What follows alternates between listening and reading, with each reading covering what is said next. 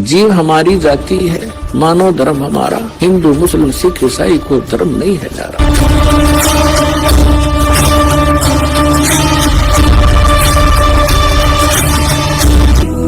पुण्यात्माओं, यहाँ सुख नाम की वस्तु नहीं है, और जिस सुख को हम यहाँ खोज रहे हैं उसका कितना नामो निशान नहीं। जिस कारण से अंत में ऋषि महर्षियों ने केवल सिद्धियों का सहारा लिया, एक दूसरे पर प्रभु बनकर, एक दूसरे से अधिक चमत्कारी बनकर वो यहाँ अपना भक्ति नाश करते रहे और जनता को अपने पीछे लगा कर उनका भी जीवन नाश कर गए।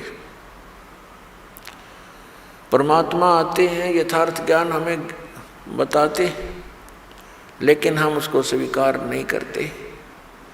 क्यों नहीं करते? क्योंकि हम शिक्षित नहीं थे। और जो व्यक्ति परमात्मा के मार्ग के मास्टर समझे जाते थे, ऋषि, गुरु, मंडलेश्वर, आचार्य, शंकराचार्य, वो भक्ति से अपरिचित थे, शास्त्रों से अपरिचित थे, अपनी मनमुखी साधनाएं हमें बताते रहे और हम उनको एक पहुंचे हुए महापुरुष, परम धनी मानकर हम निरसंशय होकर के उनके प्रत्येक वचन का पालन करते रहे। उन्होंने हमें कुछ भी ज्ञान दिया, स्वीकार्य किया, क्योंकि हमें पता नहीं था और हम उनको एक विद्वान पुरुष मानते थे। जैसे कोई रोगी डॉक्टर के पास जाता है और उस डॉक्टर ने बहुत बड़ा बोर्ड लगा रखा है, तो फिर डॉक्टर जो भी औषधि देगा तो रोगी के सामने कोई शंका का तो प्रश्न उठता ही नहीं। जो डॉक्टर औषधि देता है, जैसे उसके खाने की विधि बताता है, तो रोगी को तो खाना ही होता है। तो पुण्यात्मा, डॉक्टर की औषधि को डॉक्टर ही बता सकता है कि ये रोग नाशक है या वैसे कोई पुड़िया में राख बांध कर दे रखी है। तो ये दास भी डॉक्टर है अध्यात्म मार्ग का। हम सभी प्राणियों को जन्म और मृत्यु का रोग लगा हुआ है,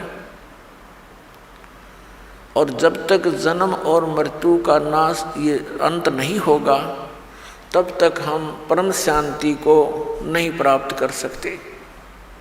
तो पुण्यात्माओं, इस दीर्घ रोग के नाश की कौन सी औषधि है, कौन सा उपचार है, अर्थात जन्म मरण के रोग का नाश करने वाले कौन से मंत्र हैं या पूजाएं हैं, कौन सी साधनाएं हैं, उनका प्रमाण कहाँ है और किन किन महापुरुषों ने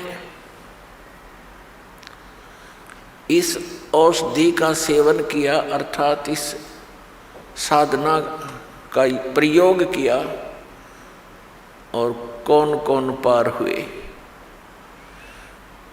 जैसे कोई डॉक्टर होता है, वो औषधि देता है और रोगी बहुत दुखी होता है, तो वो बताता है, वैद्य बताता है कि एक व्यक्ति फलाने गांव का, उसका ये नाम है, उसके यही रोग था, उसने ये औषधि खाई थी, वो ठीक हो गया।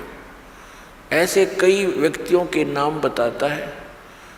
तो वो व्यक्ति जो रोगी है, उसको दृढ़ता आती है कि इसी रोग का रोगी ऐसे ऐसे गाँव में वो भी ठीक हुआ है। तो फिर हम उसको हौसला बढ़ता है, वो दृढ़ होता है, उस औषधि को वो प्रयोग करता है और वो स्वस्थ हो जाता है।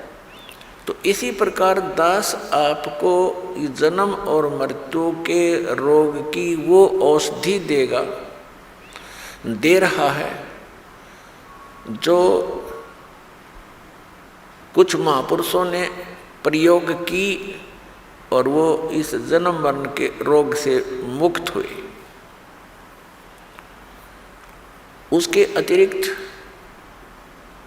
अन्य जो भी औषधियाँ यानी वे ऑफ वर्शिप, पूजा का मार्ग, पद्धति, भक्ति की पद्धति, अन्य जो संत बता रहे हैं, जो दास आपको बता रहा है, इसके अतिरिक्त वो व्यर्थ है, क्योंकि वो हमारे सदग्रंथों में प्रमाणित नहीं है और उनका कोई ऐसा इतिहास नहीं है कि वो ये कहें कि इस मंत्र के, इस साधना के करने से अमुक संत पार हो गए, अमुक भक्त पार हुए। और दास आपके समक्ष उन महापुरुषों के नाम, उन महापुरुषों की भक्ति विधि, उन्हीं के अमृत वचनों से और फिर सदग्रंथों से, यानी जिनको हम सदग्रंथ मानते हैं, प्रत्येक पवित्र धर्म के पवित्र सदग्रंथ, जैसे पवित्र चारों वेद, पवित्र श्रीमद् भगवद गीता, पवित्र पुराण, पवित्र कुरान, पवित्र बाइबल, पवित्र गुरु ग्रंथ साहिब आदि। तो पुण्यात्माओं, मुझ दास का एक ही प्रयत्न है कि जनता आज शिक्षित है, श्रद्धालु सब अक्षर ज्ञान युक्त है, हमारे सदग्रंथ हमारे पास उपलब्ध हैं और हम आसानी से निर्णय कर सकते हैं कि कौन सी साधना किस महापुरुष ने की जिससे उसका मोक्ष हुआ। ये दास आपके रूबरू करेगा, आप बहुत आसानी से समझ जाओगे।